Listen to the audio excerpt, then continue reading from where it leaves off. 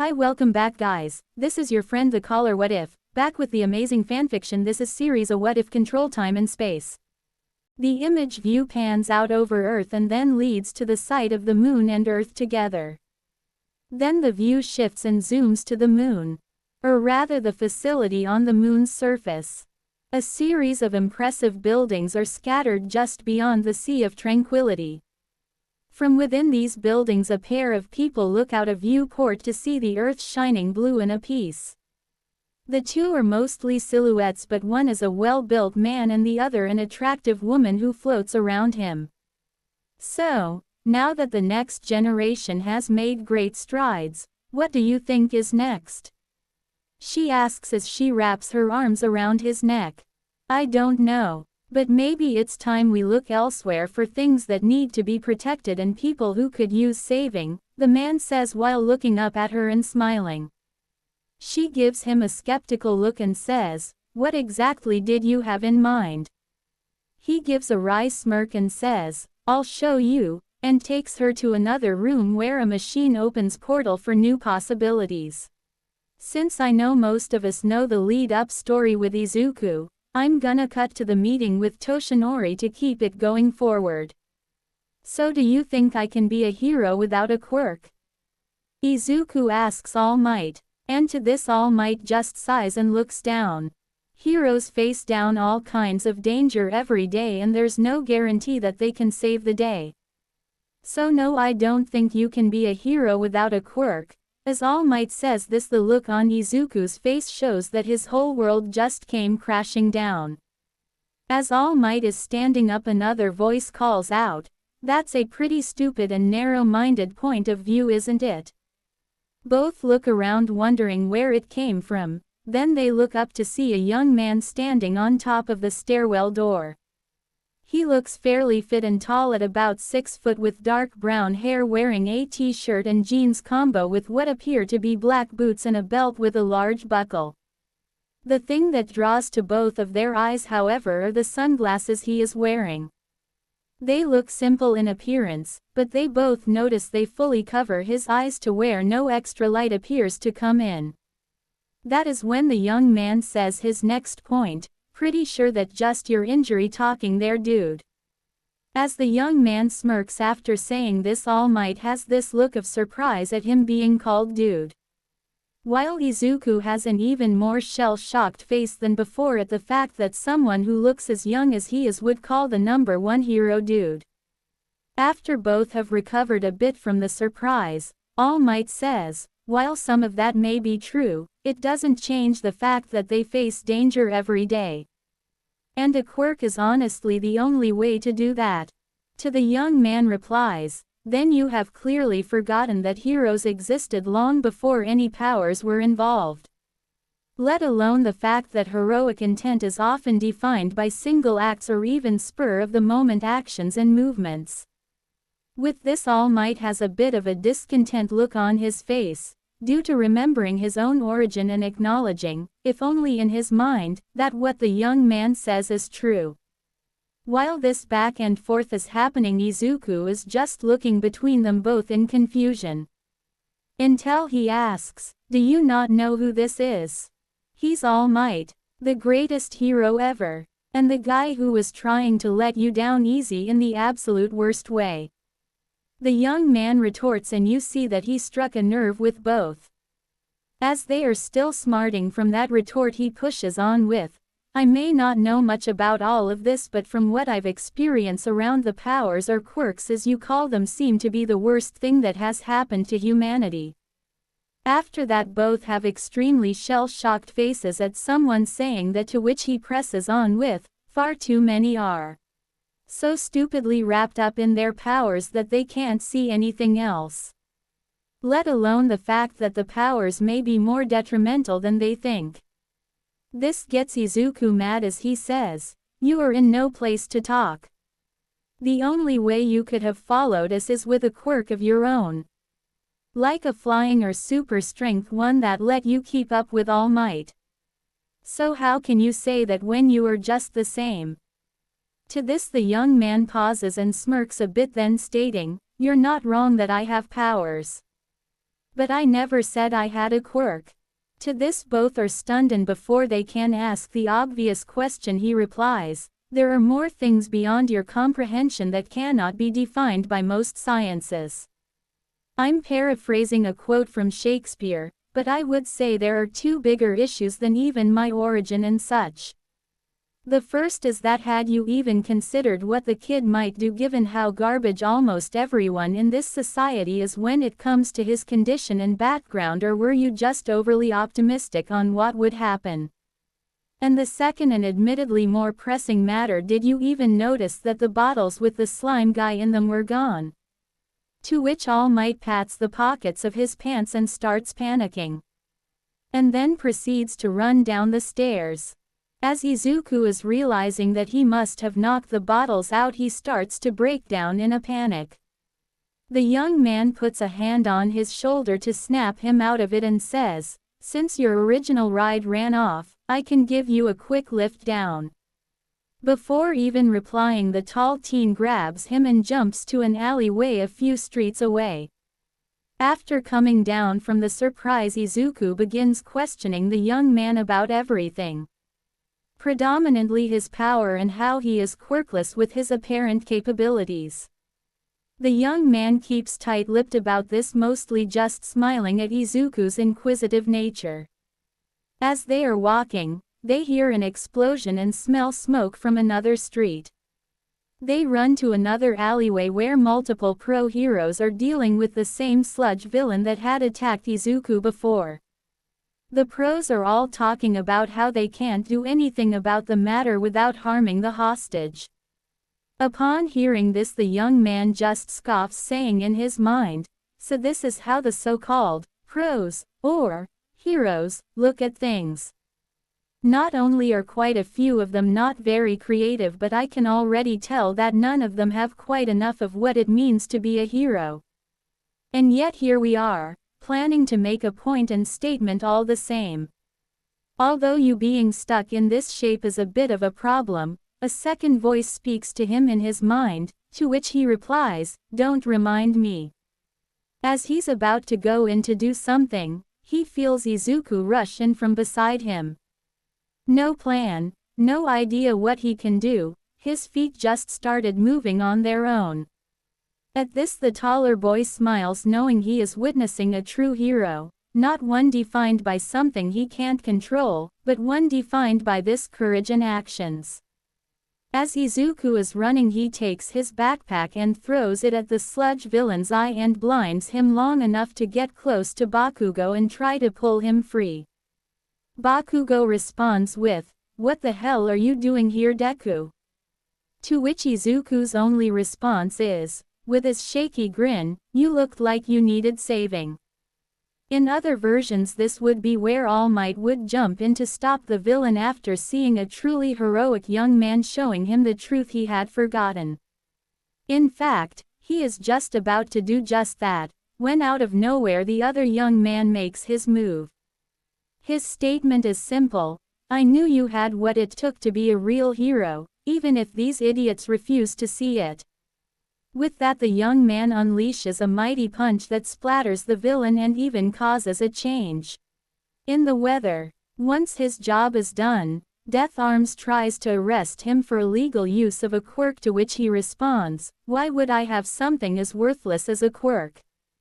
Once they are all stunned by that statement, he says to Izuku, "I'll see you around, kid. You've got greater potential than you think."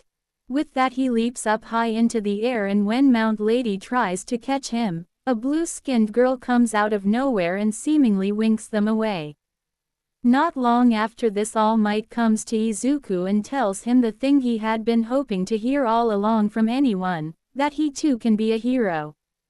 At this, he proceeds to tell him about his quirk One for All and how he wishes to pass it on to Izuku. Even while going on a mumble spree and eventually accepting All Might's offer, in a different prefecture, the young man smiles and the young blue-skinned woman asks, "Something good happened with that boy, didn't it?" "Yeah, and I think we may have someone to relate to and work with to a point here. Plus, Who knows, he may help fix the messed up version of humanity that has appeared here, the young man says with a small smile. It might be that justice still has a place in a world so badly warped. To those who may be questioning my aggressive put-down of quirks from my OC lead, it is honestly from a point of seeing major problems with too many people having far too many powers. For anybody who has seen The Incredibles, Syndrome's speech about the fact that when everyone is super no one is a very good point and a problem that most of that world deals with more than they even care to look at. And it seems like their powers warp their minds as well, in contrast to the world of like the X-Men where the mental problems or anger are similar or from experiences rather than the effect of their power. Two good examples are from the villains where you get Toga who is clearly influenced by her blood-based quirk, and Tabe from the Yakuza who has been warped by his food quirk drove him insane. And I personally dislike the whole cheapening what it means to be a hero. I may get more into that for a later chapter, but that is not why you came here. You're here to read about a hero. Izuku POV. After I accepted the chance to gain All Might's power and to train under him, I began a painstaking path to improving my body. Because as All Might put it, if I gained the power and tried to use it now, I'd probably blast my arms off and die. So, I began my training to build up the power to inherit the greatest hero's quirk. During the 10 months to build up my strength, I noticed an unusual pattern with reports in the news. Every so often as a big bust was being reported, both in country and a few overseas, often by the time the heroes showed up some other witnesses reported that someone had already taken down the criminal group that was the focus. There were a few heroes who tried to profit or take the credit for this, but later some of the same heroes were later arrested for other various charges. While many were disturbed and frankly terrified by this strange vigilante who was targeting all sides, who apparently had enough strength to take down large and imposing villains with little effort, many more were praising the fact that crime rates in certain areas were going down. On the flip side, there was a boost to heroes who had shown not just great compassion on patrols and such, but also in more quiet moments doing simple things like what I was doing for my training, cleaning up a location or even just helping in small ways. Another strange point for those heroes was how some of the villains were restrained or captured. A few of them appeared to be just tied up with ropes, string or, strangest of all, rings or bands of light. And the more curious part is the same thing tying the villains up disappeared when the police had them in the Maiden. Yes, that is what it was called when they arrested AFO. I kept thinking back to that strange guy who not only told All Might off, but also pulled off an attack identical to one All Might himself would use. But I had no time to mull over these thoughts much. I had to improve fast enough to prove I was worthy of All Might's trust in me. He may have said otherwise and told me I needed to rest so I wouldn't burn myself out, but I needed to prove it to myself. More than anything. And on the day of the entrance exam to UA I had done it. With a shout as I finished with the last pile of garbage to be loaded on the truck, I heard All Might exclaim, "Holy stinking super crap." And once he came up to me, he told me, "Look at you. This was you 10 months ago and now look what you've accomplished and built for yourself. You are more than ready to inherit my power." When I told I felt so lucky for this chance, he responded with a simple statement.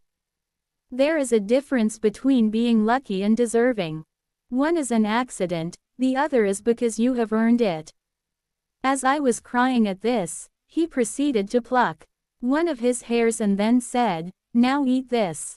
And thus, all my expectations and frankly everything I was expecting for gaining the greatest power ground to a halt.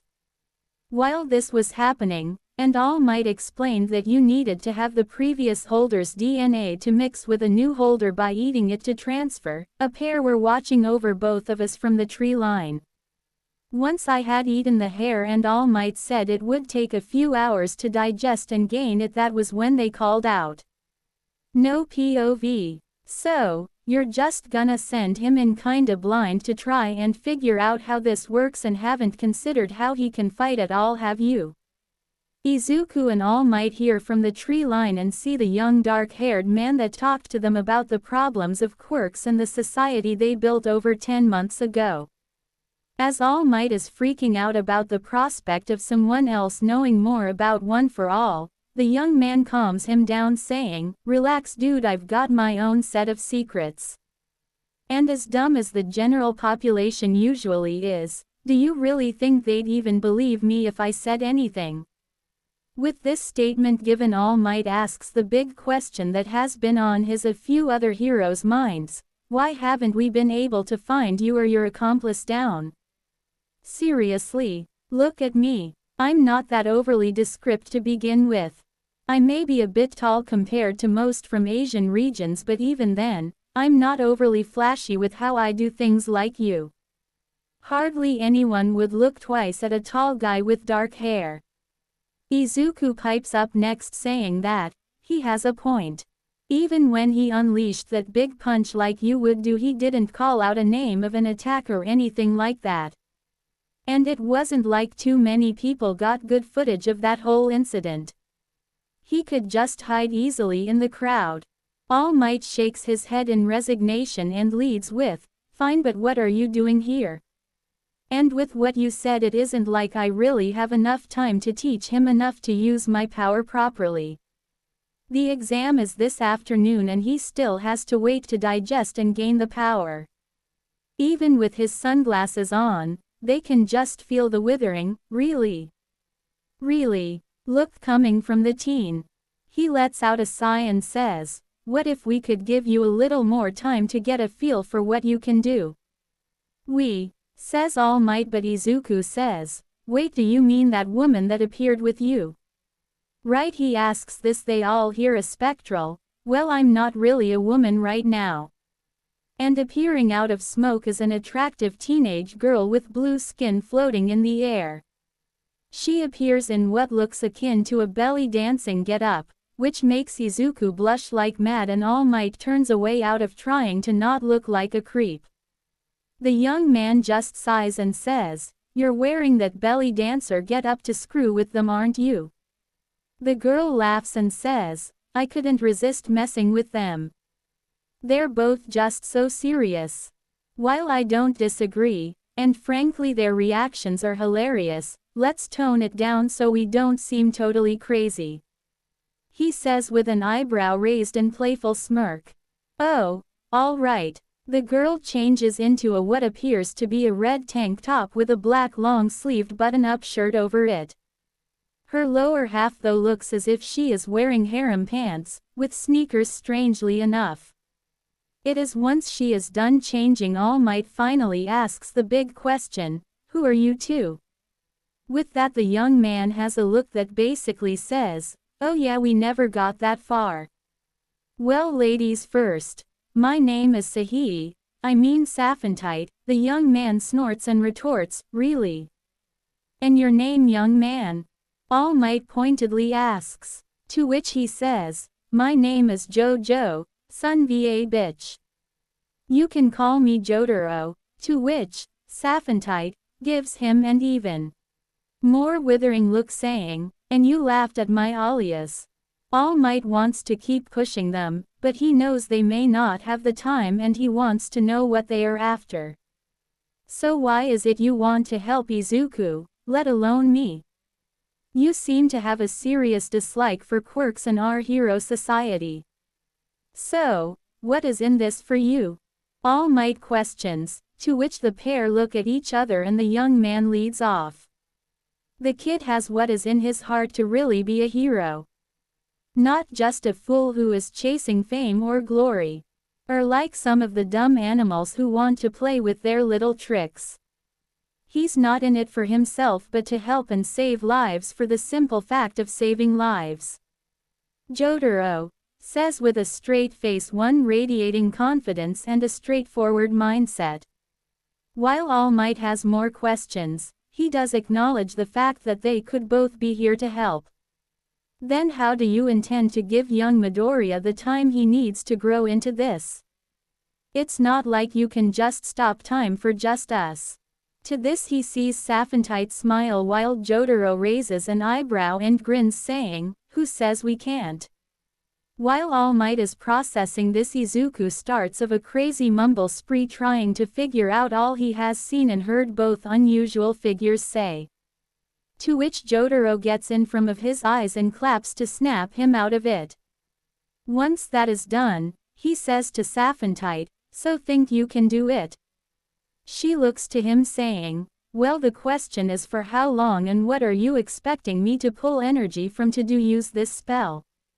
I can't just plop a temporal field down willy-nilly and expect everything to work out." Jotaro responds matter of fact, "You can pull from my energy to make the field. And let's give him another 6 to 8 months to train. That way there isn't too much strain on me, and we can get in the training he definitely needs."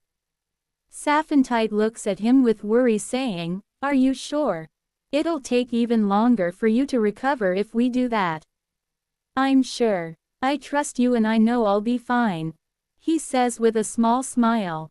Once this little moment has passed between the two, All Might calls out, "Whoa, wait a minute. Did she just say spell and taking energy from you? How is any of that possible?" Jotaro just smiles looking at All Might and says, "Remember what I told you before. There are greater things than are dreamt of in your philosophy and in your sciences. There is more out there than you know." With that said, Saphentite places her hand on Jotaro's shoulder, waves her hand creating a circle in the air and snaps her fingers making a white flash surround all of them.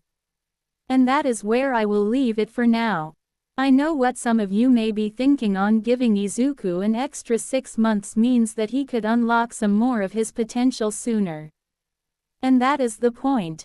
The fact is, due to All Might not really understanding much more the symbolism and transmission of OFA, he doesn't have a clue on how to instruct in a lot of ways. My OCs will be helping in a few ways with that. But, even though I have very few readers since it is my first story, I'm gonna leave a question for anybody who is reading this. Do you want to see the whole 8 months of training before the exam, or should I just go with a little sprinkled in at the start and toss in a few flashbacks during some of the later chapters? Reviews are very welcome. Oh, and don't worry, I will get around to explaining the OCs a bit more later. Once All Might and Izuku's eyes had adjusted after the flash of light the blue-skinned girl unleashed, they looked around and saw a hazy appearance to everything. The thing that shocked them more at one point was that they could see birds just outside the boundary, in mid-flight and not moving. It took them about 5 minutes to shake the surprise of seeing what they had believed impossible, even by quirk standards. When that was done, Izuku started shouting, "How is this possible? You both said you don't have a quirk. And as far as any science and study of quirks goes, no one has any kind of ability like this. Is it some sort of tech-based capability?" "No," she called it magic. "But magic doesn't exist, or does it?" Mumble. "So, are you gonna be lost in your own little world within this time-accelerated world for a while or what?" Jotaro asked with a bemused look on his face. This snapped Izuku out of it and he was able to focus in on the two unusual people who appeared to be helping him out. All Might, while still reeling from this impossibility, adjusted more quickly and brought up a problem to their current situation. Even if this space is accelerated, we will still need necessities. Food, water, a place to sleep or rest, a place to use the bathroom or wash up. How exactly are you planning to deal with that? Jotaro and Saphentite shared a wry smile before both pointed out, there is a literal genie in front of you. Depends on who is talking, can create food out of thin air. Pointless stuff like logic, reason, rational thought and perspective, Even physics are worthless to both of us. To illustrate said point, Saphantite waved her hand and created a plate full of sandwiches. Normally I'd leave the cooking to Jotaro since he likes cooking and is pretty good at it, but we're pressed for time and we need to get started. Though she is limited in certain ways too. She can't warp or change reality too far. Nor can she just make whatever you wish for happen anymore. But small stuff like making food or a structure isn't hard at all and doesn't have too many long-lasting issues. Right, so Izuku, we'll keep this simple for now. You and I are gonna fight for a while. Jotaro says. While Izuku on the other hand has a completely freaked out look, shouting, "Wait. What? You need to first figure out how you want to fight or what feels right for your body first. Having a power is great and all, but it doesn't equate to knowing your own body and the way you can fight best." As Jotaro is saying this, takes off the outer shirt he is wearing. Even though he is wearing a t-shirt under, the shirt is tight across his chest and shows off the impressive muscles he has. Izuku feels too intimidated to move, so, "If you won't make the first move, I will." And with that, Jotaro rushes at Izuku, going for a punch to the face while smiling.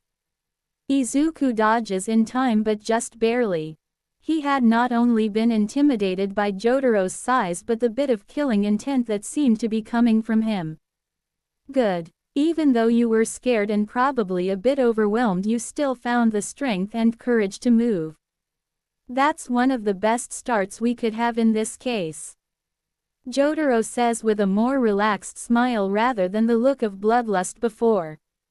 Now, I'm not gonna attack you. Instead, you are going to come at me with whatever you've got or can imagine up for an attack. And I won't hit back right away. I'll just dodge or block instead. Izuku is confused by this statement and asks, "Wait, why are you not going to be fighting back? You need to get a better feel for how you want to fight, like I said. To do that you have to fight on your own merit and with whatever skill you think you have. And no, this has nothing to do with a power or anything like that. People can fight without something like that and have for millennia.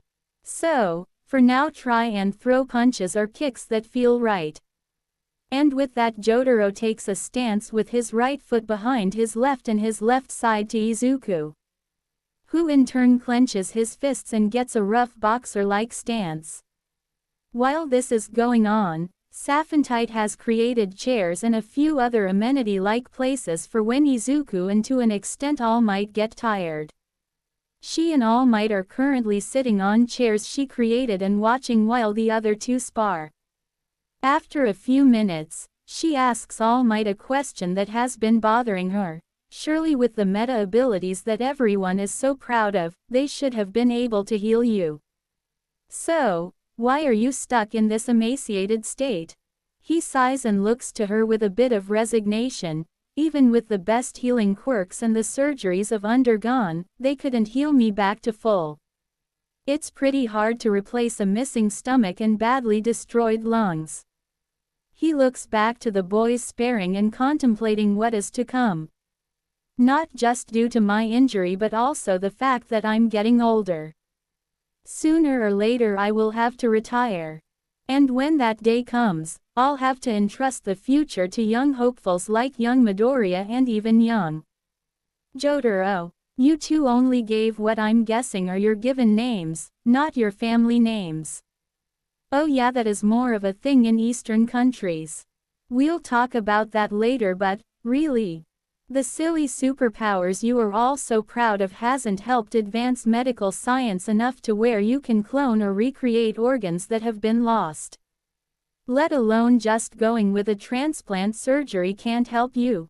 Saphantite asks while pinching the bridge of her nose in annoyance. Okay, you know what? Once those two get done with their sparring for a while, we'll fix you up. All Might, while she is saying all of this, has a shocked look on his face and, once she's done ranting, he says, whoa, wait. What? How can both of you help? I get you're a genie, but you even said some of your power is limited. And I thought his power was just some sort of super strength.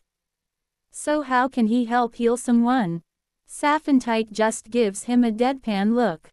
First of all, just because my power is limited doesn't mean I can't create the cells that would make up your stomach and lungs. And second, why would you assume a metahuman's capability is so simple and one note with their power? Or only has one base ability? All Might is a bit taken aback but explains, well, that's how quirks are, for the most part anyway. A person with a quirk only has an ability that in many cases is very simplistic and straight to the point. Let alone the fact that there are often drawbacks to the powers. Like for a pyrokinetic or cryokinetic, they could either get frostbite or burn up their own bodies if they overuse their power. Others may have issues like overloading their brain if they have an electric quirk, or it can only be used from a certain part of the body or with specific equipment. Even mutant type come with a few issues and drawbacks to how they are used. It's just how quirks are.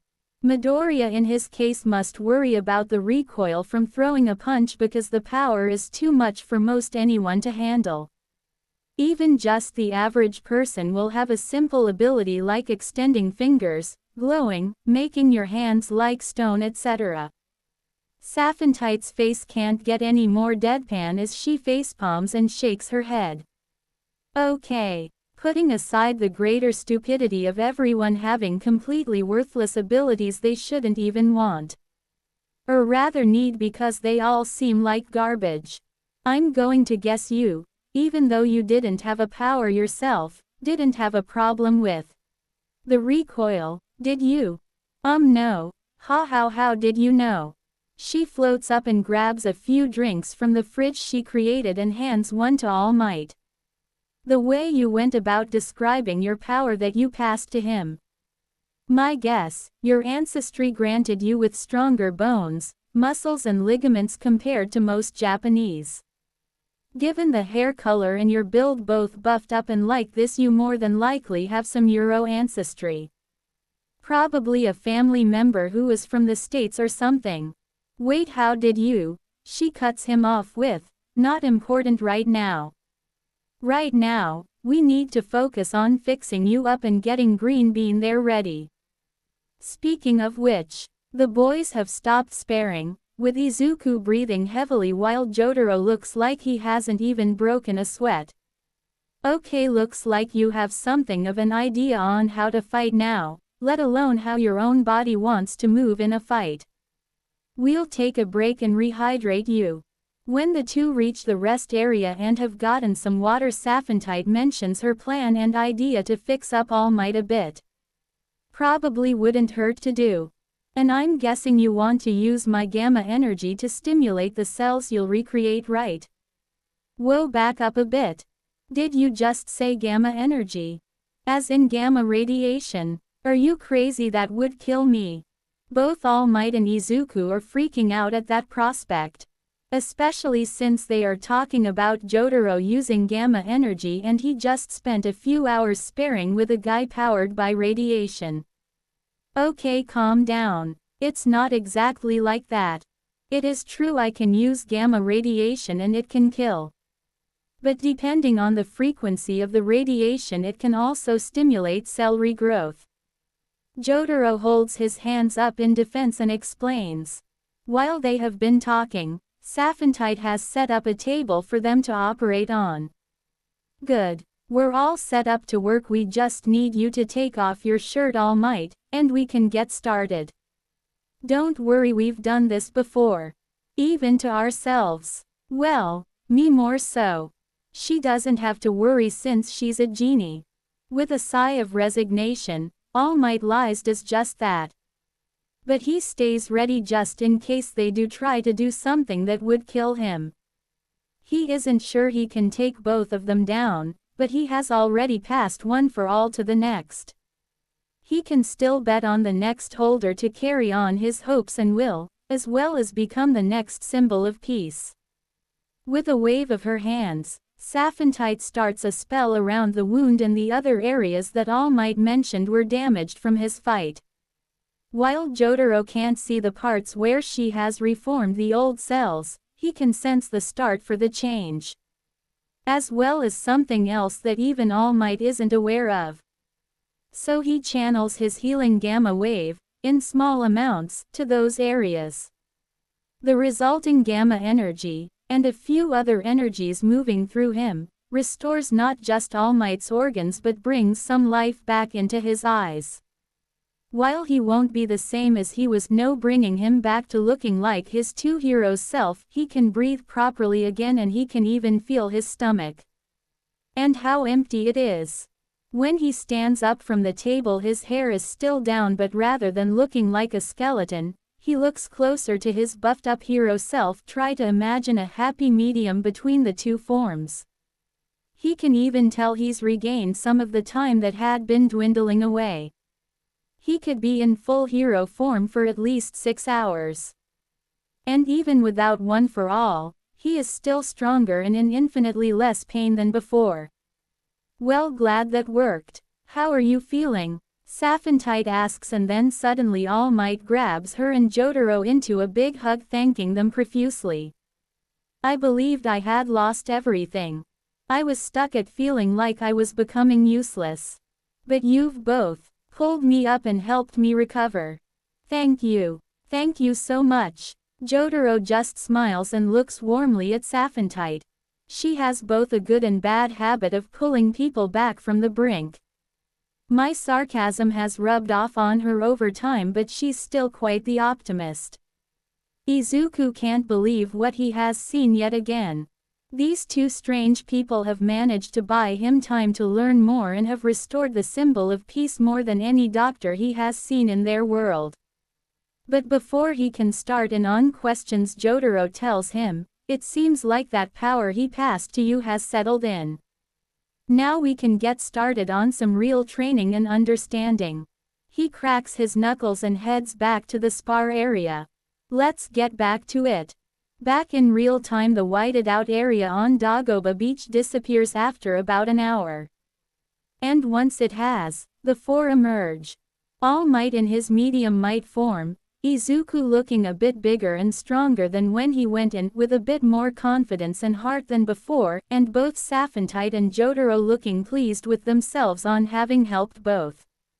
Before they left the zone, the unusual two told All Might and Izuku that they will also be taking the UA entrance exam. With Jotaro saying, "There's still a lot I can help you with. And I want to see how you can grow. Besides, it'll get those jokes who call themselves heroes off our backs if we go through some of the schooling. Even though technically I don't have a quirk, they still want to arrest me based on their pitiful narrow-minded arrogance." Once he had said that though, Saphentite smacks him over the head for that rather rude statement. "Ow, hey. I know about your opinions on a lot of this warped world of quirks, but there are way too many times that you pretty spiteful. So back off." He sighs but relents with, "All right. I'll lay off a bit. But if there is some asshole who pisses me off too much, it's on." Saphentite pinches the bridge of her nose saying, "Yes, and when that happens, I'll remind you again." After what felt like 6 months of training together, Izuku and All Might had gotten used to and were constantly amused by the other pair's interactions. But they had no more extra time to waste. The UA entrance exam awaited them. So yeah, I decided to just go along with my original idea and plan to sprinkle in a couple of flashbacks on their training together. You'll see a few in the next chapter, which will be up soon. To be honest, I've had this and about a dozen other stories built in my mind from various fanfiction categories. This was just the first, so I could put out my Superman character of my own comic universe, as well as his best friended Jeannie, who may not have reality warping power anymore, but she has learned a variety of spells and other magic to give her a lot of potential. Once this one is done, I'm thinking on a Huntic story, An atom, or at least martial arts from their story, another story from my comics, and a few other ideas. Please like, follow and leave a review because, aside from just creating the outline of this plus a space western short novel series, I don't write much more than research papers and a prospectus for graduate school and reports from dig sites. Yeah, so, these will be fast uploads as you might have noticed. Like I said in the previous, I had this planned for a long time since I've had my own comic characters and universe made for a long time but never had the confidence to pitch it. And now that I've started, I don't plan on stopping. At least not anytime soon. Well, here's hoping that you all enjoy. Let's start the show. Izuku POV. As I walked up the slope towards Ua, I couldn't help but feel a swell of happiness and pride that I had the chance to do this. It was made even more possible thanks to my two newest friends, Jotaro and Saphantite. I know their actual names now, but even though I knew their true names, I'll probably stick to calling them by that. Habits die hard after all. Move your ass over, Deku. Speaking of which, Kano Katsuki is still the same. Yeah, those extra months helped with a few other things. Including realizing that I can't keep using him as a yardstick, especially with what Jotaro showed and told me about heroism. He helped me to realize that the idea of winning isn't as straightforward as Katsuki likes to think it is. Plenty of room to go around, you know. After saying that, he has this shocked and of course angry look on his face. Why, you worthless. He readies to strike me, but I'm ready for it. Or I would be, if Jotaro hadn't grabbed the hand he was going to strike with and says, "Hey dumbass, how about you save it for later? Not like you deserve to be here anyway." He turns around to lash out at whoever grabbed him but is a bit intimidated by this 6 feet tall brickhouse who stopped him. As such, he does the only thing his short-fused self can think of. He lashes out at Jotaro. Dumbass moment if I ever saw it. Who the hell do you think you are?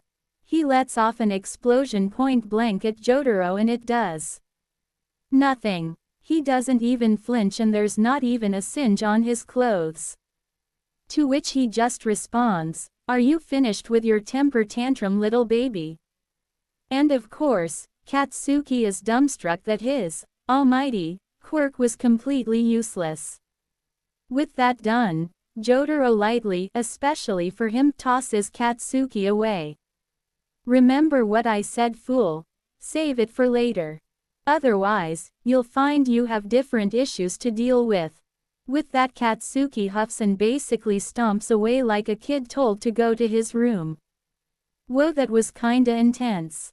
We both look behind and see a cute girl with brown hair, a permanent blush to her cheeks, and brown eyes who had apparently seen the whole thing. I was a bit dumbstruck that a girl would talk to me. I may have gotten used to Saphantite, but she is a bit more different given what we've been through. Jotaro takes a moment and elbows me back to earth. Yeah, we have a history. He's strong, no doubt, and his drive to be a hero isn't bad. His big problem though comes from letting way too much praise spoil him. Well, he'll probably get a wake-up call about it sooner or later. Jotaro says first, then looking to the girl, "So what's your name?" The girl is a bit surprised by the bluntness of the question and answers, "Uraraka Ochako." "What about you two?" I'm stumbling a bit, but I manage to get out, Midoriya Izuku. And of course, Jotaro has no problem saying, "Jotaro Svoboda." Just FYI, I used my given name first.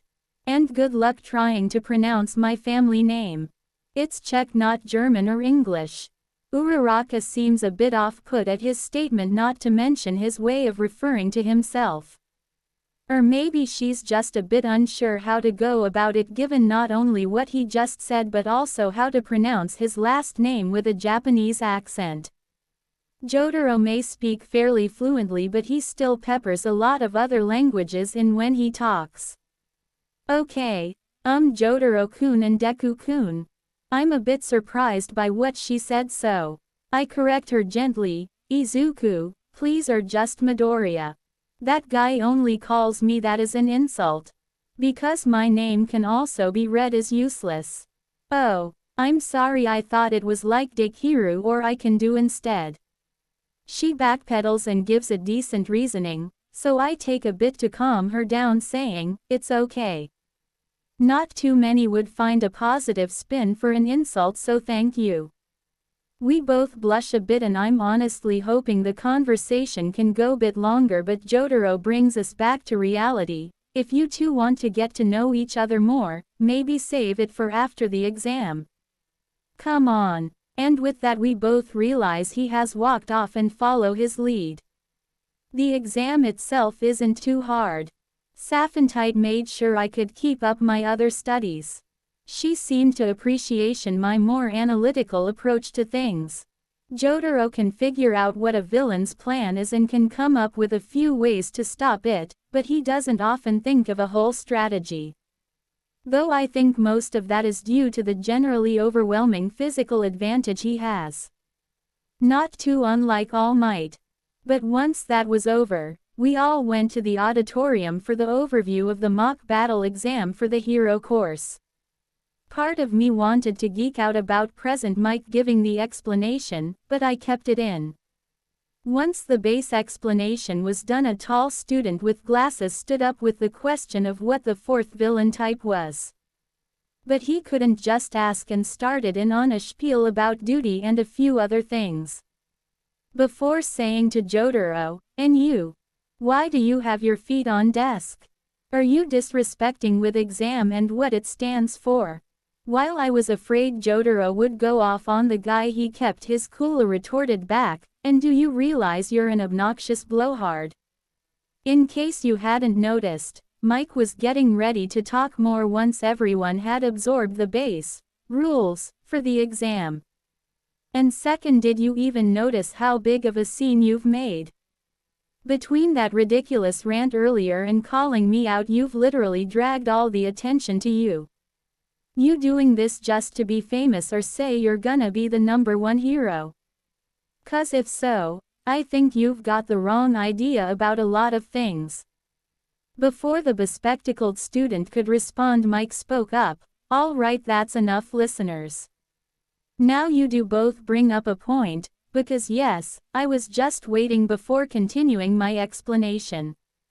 However, neither of you needed to call each other out. The fourth type of villain is just an obstacle, like a thwomp in those old Nintendo games. It is worth 0 points, so it's often better to just avoid it." With that explanation done, we each looked to our numbers for the battlefields. Now all you listeners go to the buses to take you to your battlefields. Break a leg out there. I was heading to Site 2 while Katsuki was headed to Site 1. Before we headed out, I could see Jotaro smiling a bit, and I had a very bad feeling a lot of people were gonna be upset. But I couldn't worry about that now. I had my own exam to get ready for. At Battleground Beta the first saw Uraraka there as well, but I also saw the glasses-wearing guy too. Given the engines in his calves, I guessed he was probably a speed type of hero. As I passed Uraraka, I told her good luck, and just as the exam was about to start, I calmed my mind and thought back to those moments in the time bubble. Flashback. Izuku laid crumpled on the ground with 2 broken legs and a broken arm, barely conscious. "Well, that isn't entirely surprising," All Might said. Though his explanation at how to use it had been helpful to a point and Izuku had bulked up enough to not blow up his body, it still wasn't overly helpful for the long term. And that is precisely why I wanted to give him a bit more time. Also, would this have happened to anybody who you transferred this power to? Well, probably not you given your capabilities, but yeah. All of the previous holders of One for All had to dial in the amount of force they used or they'd break their bodies. Even through the sunglasses you all but see the annoyed look on Jotaro's face. Ah, all the more reason to question why all those idiots think quirks are a good thing. Okay, I'll help with healing as well, and then we'll work on figuring out how to dial in the power. I'll admit I'm used to limiting myself on how much force I unleash, but not for that reason. As Izuku was being healed by the Jotaro and Saphentite, All Might saw his eyebrows raise at point during the treatment. At a meal the three had later, a few, by their experience, days, he questioned what surprised him. Oh, that. Yeah, he's more like you than you'd think, All Might. I'll explain more later, but both of you have much more potential than you believe. For now, we need to fully help you figure out how to use this quirk power of yours. He set down his spoon and had me come to a different spot than where we usually spar. During the few times you've been sparring with me, Safi and All Might, it seemed like you had managed to find the limit you can unleash at once without hurting yourself. Though it seems like you are only using it in parts of your body. Wait, how can you tell? Izuku asked. I can sense energy, and it feels like you are just opening the floodgates in parts of your body. You're trying to release all the flood at once from a single gate, which is where the recoil comes in, or breaking the dam in. Want to continue the analogy? Luckily, you've figured out your limit, but you still keep using just parts of the dam. Then what do I? Wait, parts of the dam? Floodgates. Izuku started into a shorter mumble spree that ended with, that's it. Saphentite looked at him confused and asked, what's it? You're right. I'm only using parts of the dam to hold back a river. Instead of opening just one floodgate, I need to open them all with the same small amount. With the explanation done, Izuku did just that, spreading the power he felt before across his body. There was a crackling of energy all around him. Well, now, I knew you figure it out, but I wasn't expecting this. Can you hold it? I don't know how long. Jotaro smiled and said, we'll work on extending later. For now, just get used to the feeling. Over time, Izuku figured out how to hold the state longer and took to calling it full cowling. All Might gave him a thumbs up at the name, but the other two rolled their eyes. Jotaro later had Izuku focus on meditating while holding the power. He later revealed he meditated to better limit and feel out his power and how much he could use. This would help Izuku in various ways later. Flashback end. Izuku started gently breathing and started the power of OFA running throughout him. A few other examinees thought he looked stupid standing like that, but others noticed a calm focus that had appeared on his face. The second the doors opened, he rushed forward, engaging a few one-point bots. While the others were still processing things, Present Mike shouted over the intercom, "There's no countdowns in real life.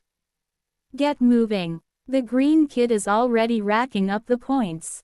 As Izuku was running through the battlefield looking for targets, he noticed a few of the other examinees, quirks. The first that caught his eye was a boy who fired a laser from his stomach. And just as he had figured, the glasses boy was sprinting around at high speed with his engines. Uraraka surprised him somewhat, as she seemed to be lifting the robots and making them crash down. All the while Izuku was racking up point after point. Okay, that's around 60 or so. I'll get a few more then. Single quote dot. Suddenly he felt a rumbling throughout the battlefield and saw a huge robot rushing through. Are you kidding me? That is supposed to just be an obstacle. I better get clear before. Ow! Izuku turned and heard a girl cry out. It was Uraraka. Her leg was pinned beneath some rubble and she was right in the path of the zero-pointer. That's when Izuku's legs just started moving on their own again. He rushed past the glasses guy with a determined look. When he got to Uraraka, he got the rubble off, but there wasn't time to run away. So, he did the next best thing he thought of. He pushed most of his power throughout his whole body and punched the zero-pointer so hard it fell over backwards. Even though he had used most of his power, the recoil wasn't as bad as it had been the first time he used it.